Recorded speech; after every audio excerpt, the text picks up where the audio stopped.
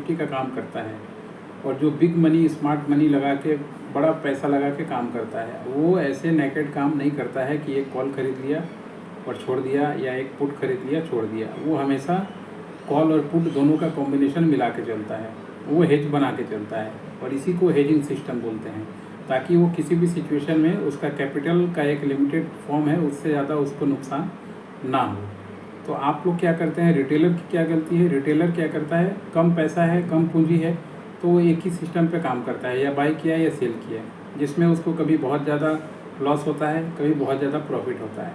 मगर जो बैंक्स होते हैं, जो डीआई होते हैं, जो एफआईआई होते हैं, वो क्या करते हैं, ये हेजिंग सिस्टम पे काम करते हैं।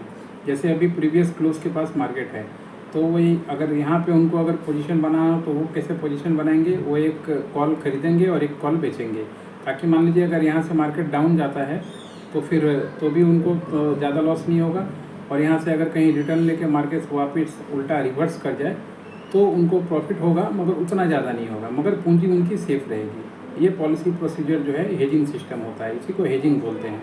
और बहुत से क्या 99%, 100% जो बड़े बड़े इन्वेस्टर हैं वो हेजिंग के साथ ही काम करते हैं, विदाउट हेजिंग वो काम नहीं करते हैं। और छोटे रिटेलर बेचारे वो विदाउट हेजिंग में मारे जाते हैं।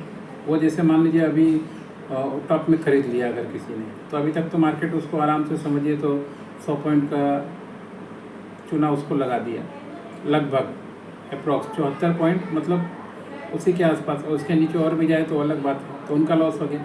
मगर वहीं पे अगर वो हेजिंग करते, एक कॉल को खरीदते और सेम उससे थोड़ा सा ऊपर नीचे जाके कॉल को बेच देते, तो उनको उतना लॉस नहीं होता। ये जब बड़ा फंड आप लगाइएगा तो उसमें क्या होगा, आपका 1% भी जाएगा तो बहुत बड़ा अमाउंट जाएगा।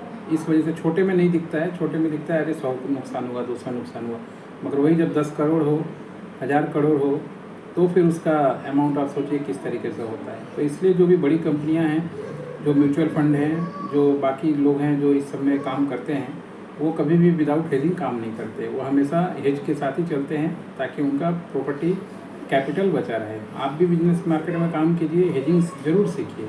कैपिटल प्रोटेक्शन मस्ट है दोस्तों।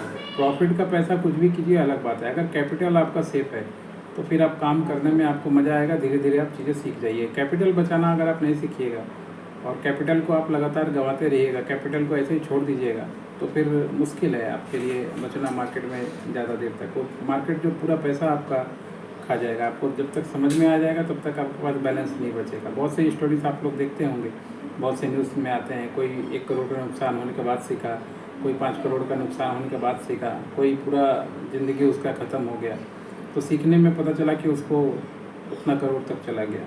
तो ये एक्सपीरियंस है हेज का, और हेज करके चलिए, सेफ रहिए।